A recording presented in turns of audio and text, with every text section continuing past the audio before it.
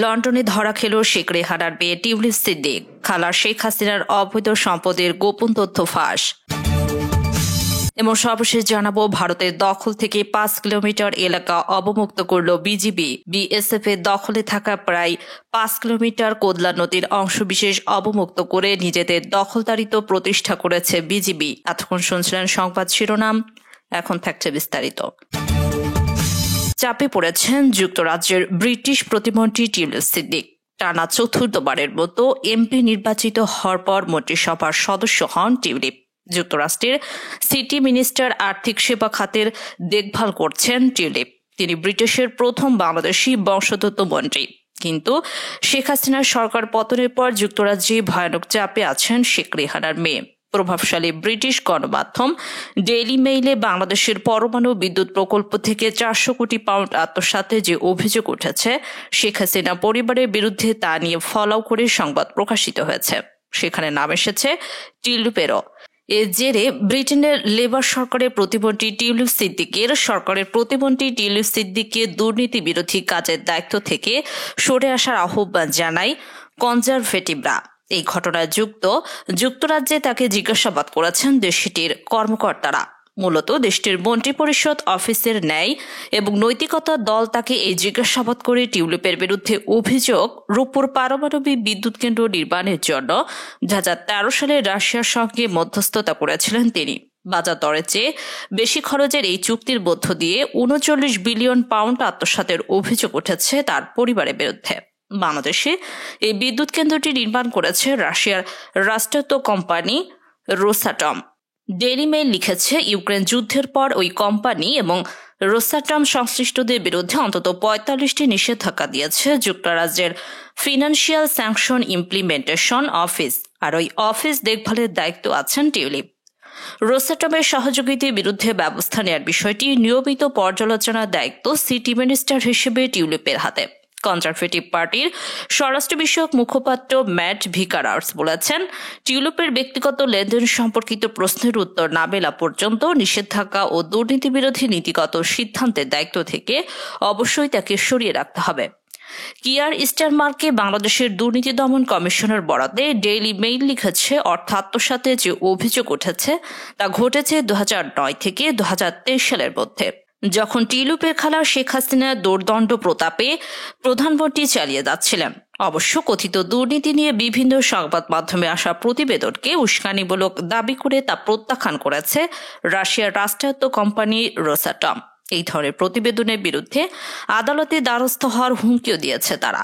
শেখ হাসিনার পতনের পর তাদের বিরুদ্ধে দুর্নীতির অভিযোগ অনুসন্ধানের উদ্যোগ নেয় দুদক। সেই অনুসন্ধানে নাম আসে হ্যামস্টেড অ্যান্ড হাইগেট আসনের এমপি টিউলিপের।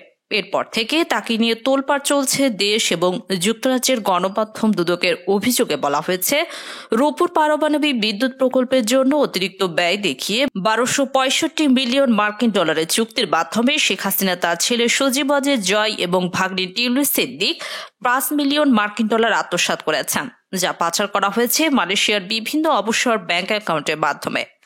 ব্রিটেনের মন্ত্রিপরিষদ দপ্তরের প্রপার্টি অ্যান্ড এথিক্স দলের একজন এমন অভিযোগ টিউলিপকে জিজ্ঞাসাবাদ করেছে। যদিও বিষয়টিকে রাজনৈতিক উদ্দেশ্য প্রণোদিত বলেছেন শেখ হাসিনার ভাগ্নি, এর জেরে টিউলিপের আসনও নড়ে উঠেছে। কনজারভেটিভরা টিউলিপকে দায়িত্ব থেকে সরিয়ে দেওয়ার দাবি তুলেছেন। তবে লেবার পার্টির নেতারা বলছেন, তার বিরুদ্ধে ওঠা অভিযোগের সমর্থনে কোনো প্রমাণ উপস্থাপন করা হয়নি। এছাড়াও এবার যুক্তরাজ্যের লন্ডনে ক্ষমতাসীন লেবার পার্টি মন্ত্রী টিউলিপ সিদ্দিকের পরিবারের আরও একটি ফ্রি ফ্ল্যাটের হদিস মিলেছে, যে ফ্ল্যাটটি ছিল শেখ রেহানার ছোট মেয়ে আজমিনা সিদ্দিক রূপন্তীর। এমনই বিস্ফোরক তথ্য দিয়েছে ব্রিটেনের সংবাদ মাধ্যম সানডে টাইমস।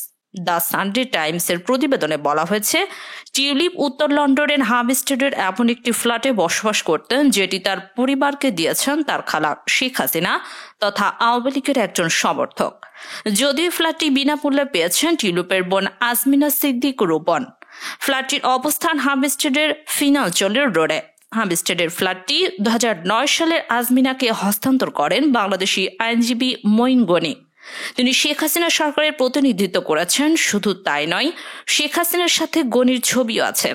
যুক্তরাজ্যের ভূমি নিবন্ধন সংক্রান্ত নথিপত্রে বলা হয়েছে অর্থ বা আর্থিক মূল্য রয়েছে এমন কিছু ছাড়াই ফ্ল্যাটটি আজমিনাকে দেওয়া হয়েছে। ফ্ল্যাট হস্তান্তরের সময় আজমিনার বয়স ছিল 18 বছর। তখন তিনি অক্সফোর্ডে পড়াশোনা শুরু করতে যাচ্ছিলেন। টিউলিপ ঠিক কখন ফ্ল্যাটটিতে উঠেছিল তা স্পষ্ট নয়, তবে 2012 সালের ডিসেম্বরে টিউলিপ মার্কিন মেন্স কলেজের পরিচালক হিসেবে নিযুক্ত হওয়ার পর নথিতে নিজের ঠিকানা হিসেবে সেই ফ্ল্যাটের অবস্থানের কথা নির্দিষ্ট করে দেন। 2014 সালের জানুয়ারিতে ক্যাম্পেন আর্ট সেন্টারের ট্রাস্টি হওয়ার পর 2014 সালের মার্চে হ্যামস্টেড ওয়েলস অ্যান্ড ক্যাম্পটেন ট্রাস্টের ট্রাস্টি হওয়ার পরও এই একই ঠিকানা ব্যবহার করেন টিউলিপ।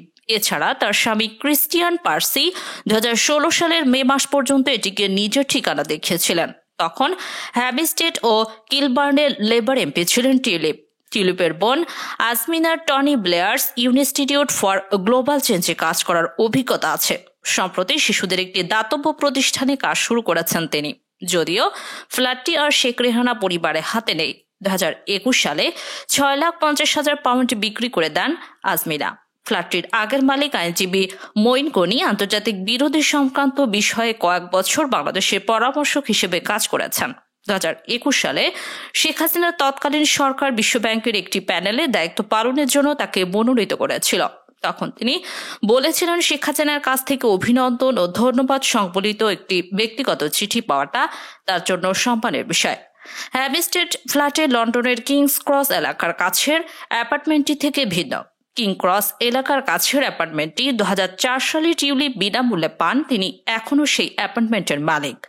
সেই অ্যাপার্টমেন্টটিও বিনামূল্যে আব্দুল মোতালিব নামের একজন আবাসন ব্যবসায়ী ও আওয়ামী লীগের জ্যেষ্ঠ সদস্যদের সহযোগীর কাছ থেকে পান টিউলিপ। শেখ হাসিনার ছোট বোন শেখ রেহানা কোনো সরকারি পদ ছাড়াই রাষ্ট্র পরিচালনার প্রচণ্ড প্রভাব বিস্তার করে থাকতেন। শেখ রেহানার স্বামীর ছোট ভাই মেজর জেনারেল তারিক সিদ্দিকীকে শেখ হাসিনার মন্ত্রীর পদমর্যাদায় নিরাপত্তা উপদেষ্টা পদে নিয়োগ দিয়েছিলেন। সাবেক প্রধান সেনাপতি জেনারেল আজিজের দেয়া তথ্য অনুযায়ী বাংলাদেশের যাবতীয় গুম খুন এবং বিচার বহির্ভূত হত্যাকাণ্ডের অন্যতম প্রধা হোতান হলে এই তারিক সিদ্দিকী।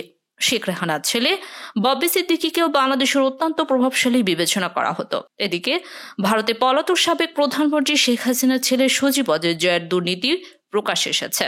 সজীব অজয় জয় ব্যাংকের গোপন সুইপ কোড ব্যবহার করে বাংলাদেশ ব্যাংকের বৈদেশিক মুদ্রা রিজার্ভ ফান্ড থেকে 800 কোটি টাকা ডিজিটাল পদ্ধতিতে ডাকাতির রিপোর্ট প্রকাশ করেছে মার্কিন কর মাধ্যম।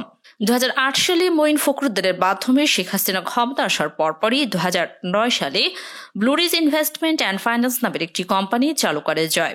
এই কোম্পানিটির মাধ্যমে মার্কিন তেল কোম্পানি সেভরনকে বিনা টেন্ডারে 52 বিলিয়ন কাজ পায়ে দিতে তৌফিক ইলাহি ও জয় দুজনে মিলে $5 বিলিয়ন ঘুষ নিয়েছেন।